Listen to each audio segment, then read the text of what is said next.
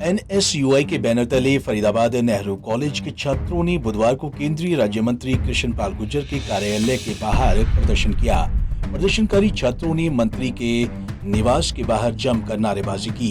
हालांकि इस दौरान केंद्रीय राज्य मंत्री अपने आवास पर मौजूद नहीं थे।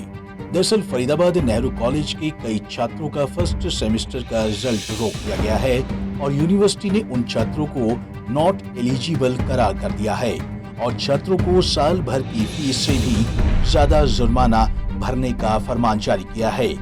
भारी भरकम जुर्माने के विरोध में पहले भी छात्रों ने प्रदर्शन करते हुए नेहरू कॉलेज के प्रिंसिपल को ज्ञापन सौंपा था, लेकिन अभी तक इस मामले में कॉलेज प्रशासन की ओर से कोई कार्रवाई नहीं की गई है, जिसके चलते आज एनएसयूआई के बैनर तले छात्रों ने केंद्रीय राज्य मंत्री कृष्ण पाल गुर्जर के कार्यालय का घेराव किया और मंत्री की गैर मौजूदगी में मंत्री के पीए को ज्ञापन सौंपा। प्रदर्शनकारी छात्रों का कहना था कि वे सभी लगभग गरीब परिवारों से ताल्लुक रखते हैं और इतने भारी भरकम जुर्माने वे नहीं भर सकते। अभी एमडी यूनिवर्सिटी की तरफ से फर्स्ट सेम के स्टूडेंट्स का रिजल्ट आया था, जिसमें अकेले नेहरू कॉलेज से 350 छात्राओं के रिजल्ट में एन नहीं आया है, जिसका मतलब नॉट एलिजिबल है। यानी कि यूनिवर्सिटी ने उन छात्रों को अपना छात्र बनने से मना कर दिया है, उसे नेगलेक्ट कर दिया है। उसका रीज़न बताया है कि डॉक्यूमेंटेशन कंप्लीट नहीं है। अब मेरा सवाल ये बनता है कि जब छात्रों का डॉक्यूमेंटेशन कंप्लीट नहीं थी तो इन्होंने कैसे तो इनका एडमिशन ले लिया, क्योंकि जब एडमिशन होता है तो बच्चा अपने डॉक्यूमेंट्स ऑनलाइन अपलोड करता है। ऑनलाइन अपलोड करने के बाद में जो नोडल ऑफिसर होता है वो नोडल ऑफिसर अपने डॉक्यूमेंट्स को चेक कर लेता है पहले। उन्हीं मार्क्स के आधार पर, जो उस डॉक्यूमेंट्स में मार्क्स होते हैं उसी मार्क्स के आधार पर कट ऑफ बनती है, जब जाकर के बच्चे का एडमिशन होता है। एडमिशन के टाइम पर भी जब फिजिकल वेरिफिकेशन होती है, दो सेट डॉक्यूमेंट्स के फिर दोबारा देता है। यानी कि एक बार ऑनलाइन अपलोड कर दिए, एक बार फिजिकल वेरिफिकेशन के समय पर 2 सेट दे दिए, लेकिन उसके बाद तीसरी बार मांगे जाते हैं ये।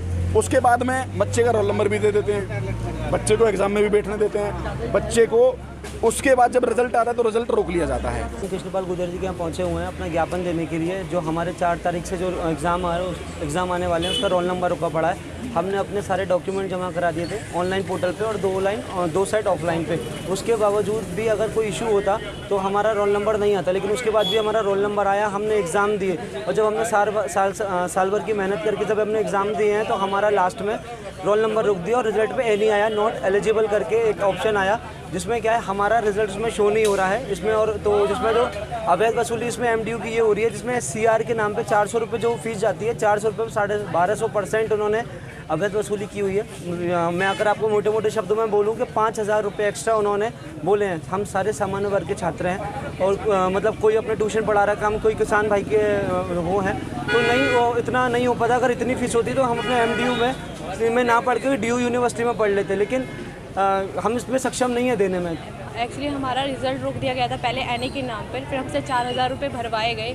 उसके बाद अब हमारे सेकंड सेमेस्टर स्टार्ट हो गया है, उसके एग्ज़ाम आ गए करीब, तो इन लोगों ने हमारे रोल नंबर रोक दिए और ये हमसे 5000 रुपये मांग रहे हैं। एग्ज़ाम्स को कंडक्ट मतलब हम एग्ज़ाम तभी दे पाएंगे जब हम 5000 रुपये भरेंगे और तो हमारे रोल नंबर आएंगे, तभी हम एग्ज़ाम में बैठ पाएंगे। आप ये बताइए कि मतलब किस तरीके से ये हमारी शिक्षा नाम पर हमारा उस चीज़ का फ़ायदा उठा रहे हैं। वैसे तो एक तरफ ये बोलते हैं बेटी बचाओ बेटी पढ़ाओ। अब आजकल जब घर वाले इतने मैच्योर हो गए हैं, वो लड़कियों को घर से बाहर निकाल रहे हैं, पढ़ाने की कोशिश कर रहे हैं। अब हर किसी के पास तो इतने पैसे हैं नहीं कि हाँ भाई वो भरते इतने पैसे। कॉलेज की ओर से लगाए गए भारी भरकम जुर्माने का छात्रों ने जोरदार विरोध किया है। हालांकि छात्र मामले में पहले कॉलेज प्रिंसिपल के सामने गुहार लगा चुके हैं, लेकिन कोई कार्रवाई न होने पर अब केंद्रीय राज्य मंत्री के कार्यालय पर पहुंचे थे।